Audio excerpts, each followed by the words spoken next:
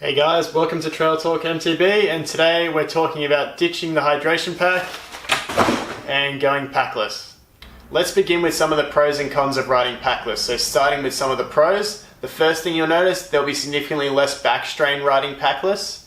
The second one that you'll notice, you'll have a bit more freedom on the bike, so you'll feel a bit more agile without the backpack on. Thirdly, you can also put some weight further down on the bike, so you can take that stuff off your backpack, put it lower on the bike so you can lower the center of gravity, which should make the bike handle a bit better. Lastly, taking the backpack off your back, you'll have significantly less back sweat as well, which I know a lot of people hate. On to some of the cons now. The first one that you'll probably notice, you won't be able to carry as much water as you probably like. Usually kind of a max of around about 1 to 1.5 litres when you're riding packless. With a backpack, you can usually carry up to 3 litres if you really want to.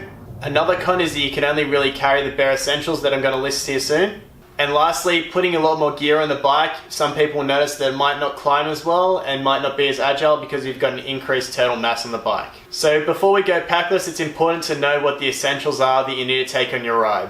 Starting with a spare tube, 500 milliliters of water per hour of riding, a pump or CO2 canisters, tire levers, your phone, car keys, derailleur hanger, spare valve core and core remover, tubeless plugs, a multi-tool including a chain breaker, around about 60 to 80 grams of carbs per hour, any necessary medication or first aid, and $50 to $20 and some ID just in case of a medical emergency. Now for the interesting part, how do I store all this stuff? So starting with what I store on me, I wear mountain bike specific bib shorts. These come with pockets in the back.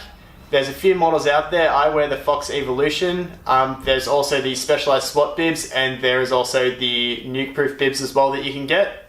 If you don't like wearing bib shorts, there's also the Race Face Rip Strip lumber belt, which is similar to these in that it has the pockets, however it doesn't have the overalls, it's just a belt that goes around your waist. Similar to a fanny pack, however significantly lower profile.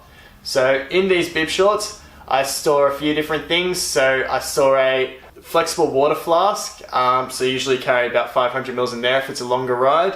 I carry my EpiPen, a rain jacket if it's raining, as well as some food.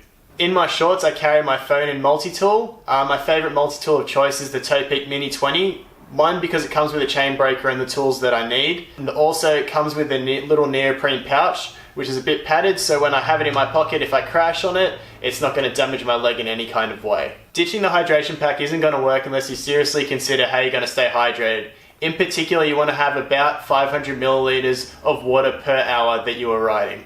Personally, I like to kill two birds in one stone with water bottle storage. There's a lot of products out there that allow you to store some stuff as well as have a bottle cage on there so you can have your water as well. My personal favorite is the Canyon Eject hydration system that I have on my bike.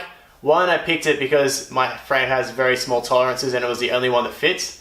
But you can also carry 800 milliliters of water on your bike, which is usually close to good enough for around about 2 hours. But you can also store a pump on top, which gets rid of the pump storage issue. There's also a few other options out there. So there's the EDC pump as well. It lets you carry a multi-tool as well as a pump in there. And there's also the Syncross Matchbox, I believe, which lets you carry a pump as well as a multi-tool, which is a good option as well. Another good bottle cage that integrates a multi-tool is the Topeak Ninja.